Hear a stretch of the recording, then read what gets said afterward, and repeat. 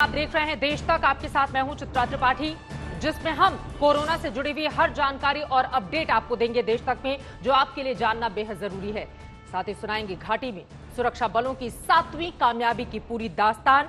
ये भी बताएंगे लॉकडाउन में मिली रियायत के बाद चालू हुई फैक्ट्रियों में कहां कहां हुआ है हादसा। लेकिन सबसे पहले एक नजर डालते हैं कोरोना मीटर पर, जिसकी रफ्तार कहीं धीमी पड़ने लगी है तो कहीं सरपट दौड़ रही है। ये बड़ा आंकड़ा हम आपको दिखा रहे हैं, 52,000 के आंकड़े को पार कर चुका है। 52,952 केस अब तक देश में कुल कोरोना के, जो अपने आप में चिंता का सबब। 52,000 का आंकड़ा पार करना और इसमें 1,783 लोगों की जान चली गई है, ये अपने आप में परेशानी का सबब। जबकि 15,267 लोग इलाज के बाद ठीक भी हुए हैं। कम से कम उम्मीद जगाती हुई ये तस्वीर, ये बड़ा आंकड़ा कि 15,000 से ज्यादा लोगों को ठीक किए जाने में भी कामयाबी मिली है। अब आगे बढ़ते हुए आपको दिखाते हैं वो आंकड़े जो हिंदुस्तान को परेशान करने वाले हैं। पिछले 3 दिन में ही देश में कोरोना के आंकड़ों में 10,000 से ज्यादा का उछाल हुआ है। 1 अप्रैल को जहां सिर्फ 24 घंटे में 437 नए मरीज सामने आए थे, अब वहीं हर रोज 3,500 से ज्यादा, 3,500 से ज्यादा केस सामने आ रहे हैं, जो अपने आप में भयावह तस्वीर को पेश करता है। भारत में कोरोना वायरस ट्रैकर इस वक्त क्या कहता है, उसका ये बड़ा आंकड़ा हमने आपको दिखाया। और जाहिर तौर पर स्थिति बहुत अच्छी नहीं कही जा सकती, क्योंकि लॉकडाउन के बावजूद अगर इस तरह से संक्रमण के बढ़ते मामले वो हिंदुस्तान के लिए चिंता का सबब बने हुए हैं। इन सब के बीच कोरोना से जुड़ी हुई अगली खबर तो हम सबको और ज्यादा परेशान करने वाली है। हम ऐसा इसलिए बोल रहे हैं क्योंकि दिल्ली एम्स के निदेशक रणदीप गुलेरिया ने इस बात की आशंका जताई है कि जून के महीने में कोरोना का संक्रमण अपनी चरम पर पहुंच सकता है। तो क्या अभी कोरोना और कोहराम देश में मचाने वाला है?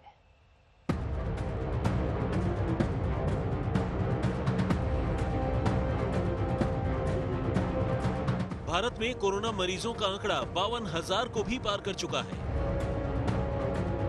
न नए मामले थम रहे हैं और न ही मौत का ग्राफ गिर रहा है। सरकार लगातार कोविड-19 के खिलाफ जंग को धारदार कर रही है, लेकिन जनता वायरस के खौफ में है। दहशत की बात इसलिए भी है क्योंकि भारत के सबसे बड़े अस्पताल दिल्ली के एम्स के डायरेक्टर रणदीप गुलेरिया ने एक नई थ्योरी को देश के सामने पेश करके टेंशन और बढ़ा दी है। तो ये समझना जरूरी है कि कोरोना के केसेस तो काफी देर तक आएंगे। ये ऐसा नहीं है कि एकदम बीमारी खत्म हो जाएगी। We will have to live with corona. Cases आस्ता आस्ता जो बढ़ रहे हैं, उसके लिए जो प्रेडिक्शन है वो यही है कि समवेयर अराउंड जून एकदम केसेस काफ़ी ज़्यादा हो जाएंगे और उसकी हमें तैयारी करनी चाहिए। कितना लंबा चलने वाला है कोरोना का पीरियड? ये तो प्रेडिक्शन कहना बड़ा मुश्किल है। ये तो आगे ही जैसे जैसे केसेस का हमें आइडिया होगा और कैसे कैसे कम होंगे तो हम कह पाएंगे। रणदीप गुलेरिया देश के सबसे प्रतिष्ठित मेडिकल संस्थान एम्स के सर्वोच्च पद पर आसीन है, लिहाजा उनके आकलन को और उनकी बातों को गंभीरता से लेना ही होगा। पिछले कुछ दिनों में भारत में कोरोना मरीजों का औसत आंकड़ा 2,500 प्रतिदिन से ज्यादा का है। तो सोचिए जून में ये कितना ऊपर जा सकता है। हालांकि एम्स के डायरेक्टर आशा और उम्मीद की रोशनी भी दिखा रहे हैं, जिसे सुनना आपके लिए जरूरी है। सारा ग्लोबल डेटा देखें तो एक दफ़ा जब पीक होता है तो उसके बाद आस्ता आस्ता प्लेटू होके केसेस कम होने लगते हैं। न्यूयॉर्क में भी अब कम हो गए हैं, इटली स्पेन में भी कम होने लगे। तो हमारा भी आस्ता आस्ता जो है कि केसेस जो है उसके बाद अगले कुछ हफ्तों में कम होने चाहिए। तो इससे लॉकडाउन को बहुत ज़्यादा फायदा नहीं मिल रहा, क्योंकि जितना लॉकडाउन किया गया। नहीं, लॉकडाउन को बहुत फ़ायदा मिला है। एक तो अगर आप देखो और देश के हिसाब से हमारे यहाँ इतने ज़्यादा केसेस नहीं हुए। इतने दिन हमें मिले हैं, ऑलमोस्ट 6 हफ्ते मिल गए, जिससे हॉस्पिटल कोविड फैसिलिटीज बन गई हैं, लोगों की ट्रेनिंग हो गई है, वेंटिलेटर्स आ गए हैं। कोरोना पर असमंजस के हालात इसलिए पैदा हो रहे हैं क्योंकि अप्रैल के आखिरी सप्ताह में नीति आयोग के सदस्य और कोरोना के खिलाफ गठित टास्क फोर्स के एक चीफ डॉक्टर वीके पॉल ने आकलन किया था कि 16 मई के बाद कोरोना केस की लकीर नीचे गिरकर 0 की ओर बढ़ जाएगी, लेकिन ऐसा होता दिख नहीं रहा। रणदीप गुलेरिया ने कहा कि देश में कोरोना की जांच में इजाफा हुआ, जिससे नए मामले तेजी से सामने आ रहे हैं। लेकिन मौजूदा हालात और नए आकलन के बाद अब ये मानकर चलना होगा कि हिंदुस्तान और कोरोना में महाजंग का महीना जून में आने वाला है। लॉकडाउन के बावजूद भी कोरोना के केस लगातार बढ़ते जा रहे हैं। एम्स के डायरेक्टर रणदीप गुलेरिया का तो मानना है कि अभी पीक आना बाकी है, यानी पीक होगा जून और जुलाई में। एम्स के डायरेक्टर की माने तो खतरा अभी टला नहीं है। अशोक सिंघल, दिल्ली, आज तक। तो क्या जून में स्थिति और ज्यादा भयावह होने वाली है? जाहिर तौर पर डॉक्टर गुलेरिया की कही गई ये बातें चिंता का सबब हिंदुस्तान के लिए, लेकिन सतर्कता बहुत ज्यादा जरूरी है। आपको गुजरात लेकर चले, जहां पर कोरोना का ग्राफ तेजी से बढ़ रहा है, जिसके निशाने पर अहमदाबाद है, जहां ना सिर्फ संक्रमित मरीजों की संख्या बढ़ती हुई चली जा रही है, बल्कि मौत का आंकड़ा भी वहां पर थमने का, रुकने का नाम नहीं ले रहा।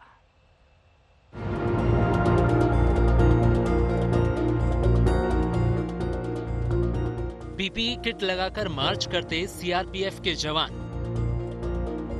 बंद पड़े बाजार, रिवर फ्रंट पर फैला सन्नाटा।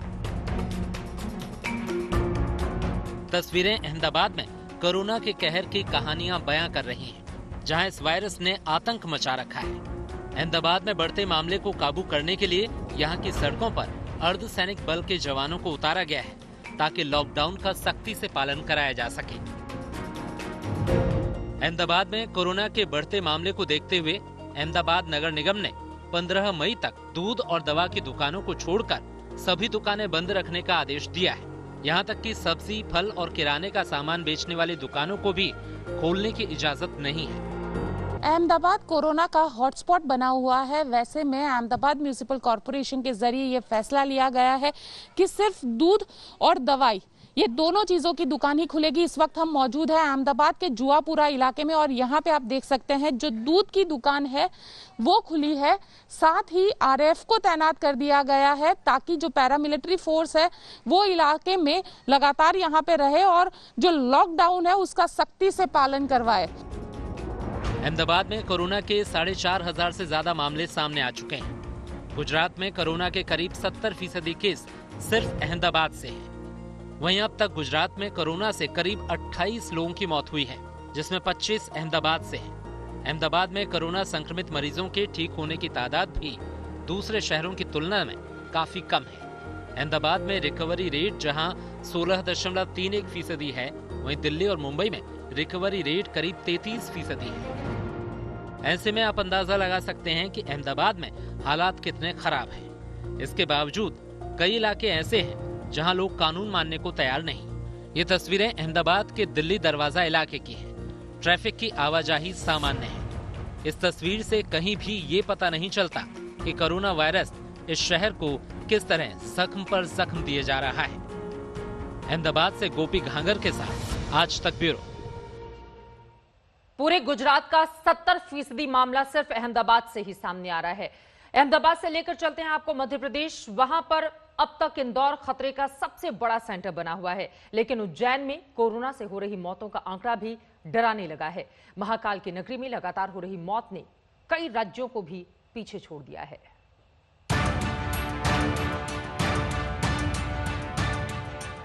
उज्जैन में मौत बनकर घूम रहा है कोरोना। कोरोना अब डरा रहा है क्योंकि वो जिंदगी पर भारी पड़ने लगा है। मध्य प्रदेश देश के उन राज्यों में है जहां आंकड़े 3,000 के पार पहुंच चुके हैं। यहां इंदौर में 1,681 कोरोना पीड़ित हैं और 81 लोगों ने अपनी जान गंवाई है। वहीं भोपाल में पीड़ितों का आंकड़ा 605 तक पहुंच गया है, जबकि 20 लोगों की मौत हो चुकी है। लेकिन असल टेंशन तो उज्जैन में बढ़ा है, जहां संक्रमितों की संख्या अभी 204 ही है, लेकिन मरने वालों का आंकड़ा 42 हो चुका है। महाकाल की नगरी में कोरोना काल बनकर टूटा है। सरकार तमाम उपाय कर रही है, लेकिन हालात संभलते नहीं दिख रहे। चंद रोज पहले ही बड़े स्तर पर प्रशासनिक फेरबदल किए गए और सख्ती भी बरती गई, लेकिन मौत की रफ्तार नहीं थम रही। अगले 8-10 दिनों के लिए अभी जो पॉजिटिव मरीजों की संख्या है वो यहाँ पर बढ़ेगी, क्योंकि हम लोग सैंपलिंग बढ़ाएंगे। जो हमारा कॉन्टैक्ट ट्रेसिंग का काम है उसको और ज़्यादा हम लोग माइक्रो लेवल पर मॉनिटर करके कराएंगे। तो हो सकता है कि पॉजिटिव मरीजों की संख्या बढ़े, लेकिन उससे अपने को घबराने की आवश्यकता नहीं है। हमारा जो फोकस है कि जल्दी से जल्दी हम लोग वायरस की चेन को ब्रेक करने का काम करें और डेथ रेट को हम लोग नीचे लेके आएं। मौत के आंकड़ों के मामले में उज्जैन कई राज्यों से आगे निकल चुका है। तमिलनाडु में कोरोना पीड़ितों की संख्या 4,058, जबकि 33 मौतें हुई है। वहीं आंध्र प्रदेश में 1,717 पीड़ित हैं और 36 की जान जा चुकी है। बिहार में 536 पीड़ित हैं, 4 लोगों की मौत हुई है। पंजाब में 1451 संक्रमित हैं और 25 लोगों ने अपनी जान गंवाई है। वहीं केरल में 502 लोग पीड़ित हैं, 4 की मौत हुई है। लेकिन उज्जैन के आंकड़े आपके सामने हैं। उज्जैन में अभी भी बड़ी संख्या में टेस्टिंग बाकी है। ऐसे में आशंका जताई जा रही है कि आंकड़े काफी तेजी से बढ़ सकते हैं। आंकड़े साफ गवाही दे रहे हैं कि उज्जैन में कोरोना की वजह से मौतों का ग्राफ तेजी से ऊपर की ओर जा रहा है।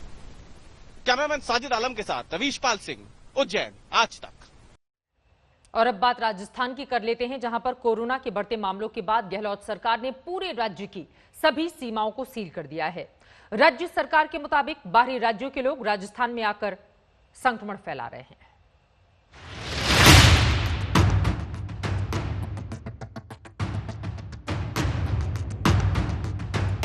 राजस्थान में कोरोना वायरस का हमला लगातार तेज होता जा रहा है। रफ्तार न थम रही है, न थमती दिखाई दे रही है।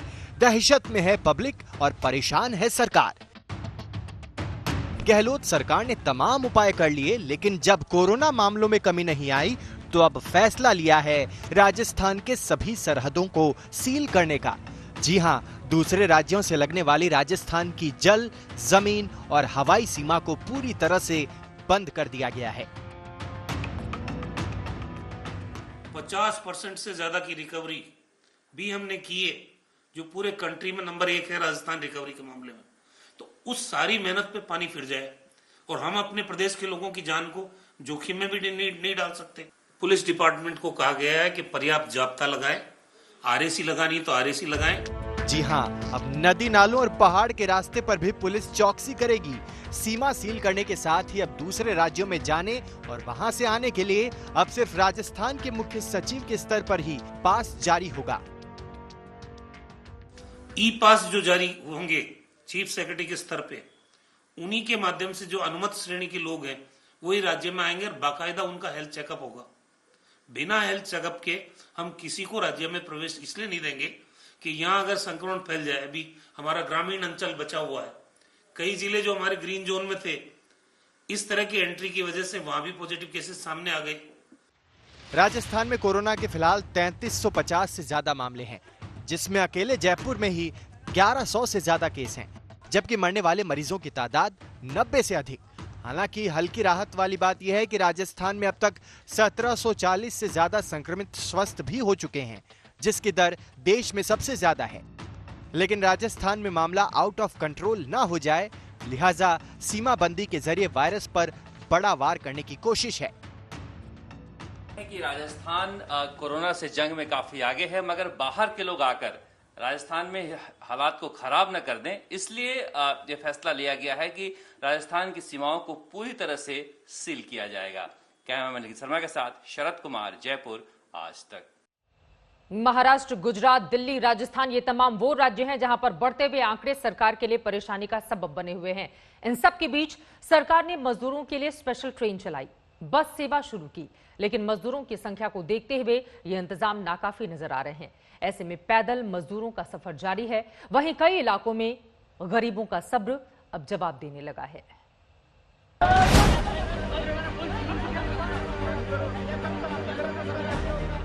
सड़कों पर भागते मजदूर और लाठी भांजती पुलिस। इन मजदूरों का कसूर सिर्फ इतना है कि वो अपने घर वापस जाना चाहते हैं। ट्रेन कम है और संख्या ज्यादा। त्रिवेंद्रम में ये मजदूर स्पेशल ट्रेन की संख्या बढ़ाने की मांग कर रहे थे, लेकिन मांग तो पूरी नहीं हुई, बदले में लाठी डंडे खाने पड़े। सूरत में भी लॉकडाउन के दौरान फंसे मजदूरों के दर्द की कहानी कई बार सड़कों पर दिखी है। यूपी और बिहार के भारी संख्या में मजदूर यहाँ फंसे हुए हैं, जिनके घर जाने का इंतजाम नहीं हो पा रहा। गुस्सा ऐसा बढ़ा कि नौबत पुलिस के साथ झड़प की आ गई और देखते ही देखते पत्थरबाजी शुरू हो गई। जब सरकार से घर वापसी की उम्मीद टूटी तो मजदूरों का हुजूम पैदल ही अपने गांव की ओर निकल पड़ा। फिरोजाबाद में जब इन मजदूरों को पुलिस ने रोका तो मजदूरों ने जमकर हंगामा किया। करीब 500 मजदूर बॉर्डर पर जमा हो गए। इसके बाद प्रशासन के हाथ पांव फूल गए। काफी मान मनोवल के बाद इन मजदूरों को सरकारी स्कूल ले जाकर ठहराने का इंतजाम किया गया। दिल्ली से भी जब मजदूरों के सब्र का बांध टूटा तो मध्य प्रदेश में अपने गांव के लिए पैदल ही रवाना हो गए। क्या पुरुष, क्या महिलाएं और क्या बच्चे, सब धूप में लंबे सफर के लिए निकल पड़े।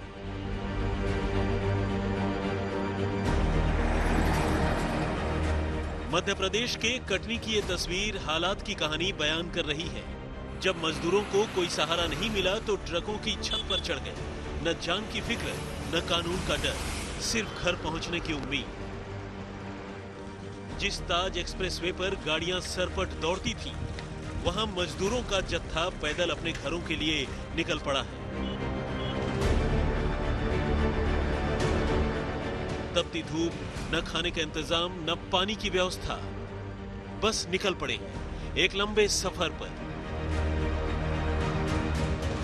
किसी को सैकड़ों किलोमीटर दूर मधुबनी जाना है तो किसी को अररिया।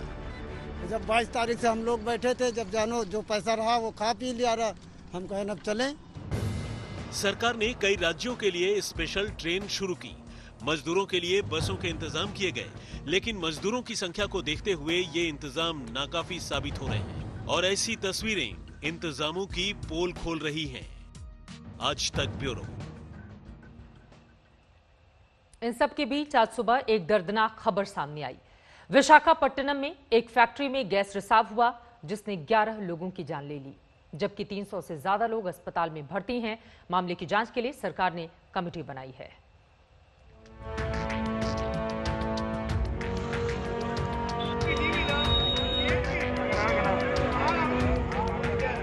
सड़क पर बेसुध पड़े लोग, गलियों में लाशों की तरह बिछे लोग, आसमान में छाया मौत का धुआं, हांफती कांपती बदहवास जिंदगी। विशाखापट्टनम में ऐसा भयानक मंजर पहले किसी ने नहीं देखा था। क्या बच्चे, क्या बुजुर्ग, क्या औरतें और क्या मर्द, सांस के एक एक कतरे के लिए हर कोई तरसता और तड़पता नजर आया। जिनकी सांस अभी उनके बस में थी वो भी ये मंजर देखकर बेसुध हुए जा रहे थे। रात के अंधेरे में ही हवा में ऐसा जहर घुल चुका था कि लोगों की आंख खुलने से पहले ही सांसें उखड़ने लगी। दर्दनाक तस्वीरें सामने आने लगी। इस लड़की को देखिए, गोद में बच्चा लिए वो बदहवासी में मदद ढूंढ रही है।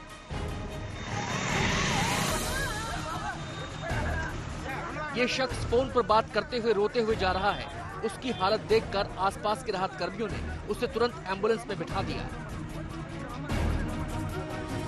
ये महिला शायद गश खाकर सड़क पर बैठ गई। लोग उसे किसी तरह ऑटो पर बिठाकर अस्पताल भेजने की कोशिश कर रहे हैं। इस परिवार ने खुद को किसी तरह संभाला है। 2 लड़कियां एक दूसरे को दिलासा दे रही हैं, लेकिन हालत बता रही है कि सब कुछ ठीक नहीं है।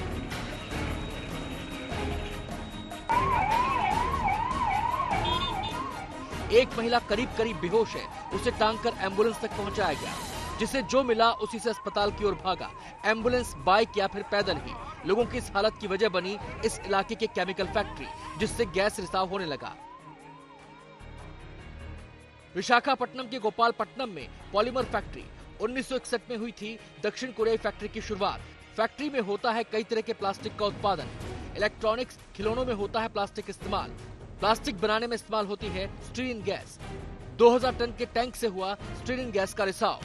फैक्ट्री का 3000 टन का गैस टैंक सुरक्षित।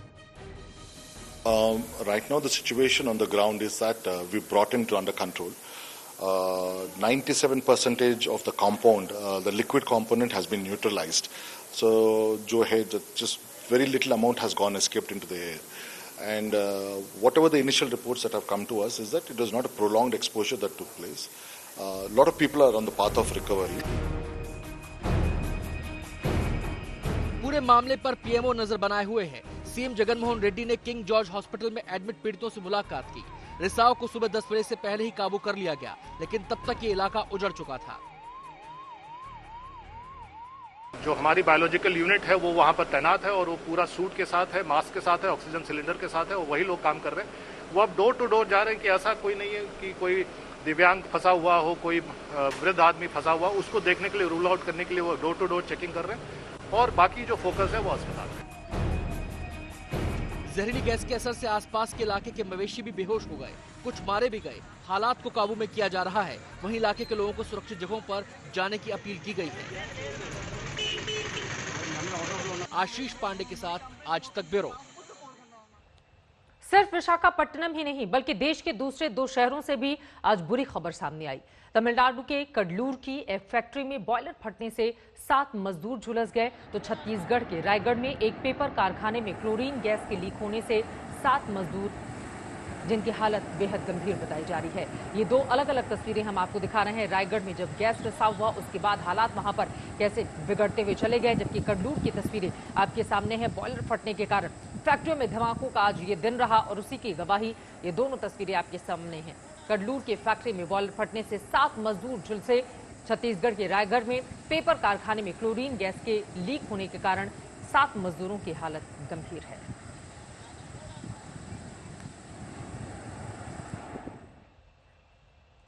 उधर घाटी में आतंक के एक और आका को सुरक्षा बलों ने ठिकाने लगा दिया। हिजबुल का कमांडर रियाज नाइको को सेना ने साझा ऑपरेशन में ढेर कर दिया। कश्मीर के आईजी विजय कुमार से सुनिए रियाज को ट्रैप करने से लेकर ढेर करने तक की दास्तान। पिछले 6 महीना से एचएम के कमांडर रियाज नाइको के पीछे थे, इन्फॉर्मेशन जनरेट करे थे और अभी तक में 5-6 उनके हाइडेड को हम लोग बस्ट कर दिए थे। बहुत सारे रेड मारे, कामयाबी नहीं मिला था। लेकिन मार्च फर्स्ट वीक में पिछले 6-7 दिन से इन्होंने अपने काम को और तेजी लाया और टीम को रात दिन, कभी कभी ऐसा हुआ कि इनके टीम ने रात में सिर्फ 2 घंटा 1 घंटा सोए, जगह रहे कंटिन्यूस। इस ऑपरेशन में जेएनके पुलिस ने एसएफसी की इंटेलिजेंस गैदर किया और पुलिस, आर्मी, सीआरपी लेकर ज्वाइंट ऑपरेशन लॉन्च किया गया। पुलिस की छोटी टीम ने पहले उस घर को कॉर्डन कर लिया, बाद में आर्मी को बुलाया गया, सीआरपीएफ को बुलाया गया और पहला दिन सर्च करने पर उस घर में कुछ नहीं मिला। फिर भी हम लोग इतना कन्फर्म थे कि इसके अंदर मिलिटेंट है।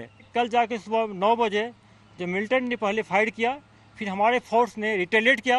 उस रिटेलिएशन में जैसा कि हम सब जानते हैं, एचएम का चीफ जो था पिछले 8 ईयर से एक्टिव था और पिछले 3 साल से एचएम का कमांडर था, उसमें मारे गए। ये police, JNK police, CRPF, army, सारे सिक्योरिटी फोर्स के लिए बहुत कामयाबी की बात है।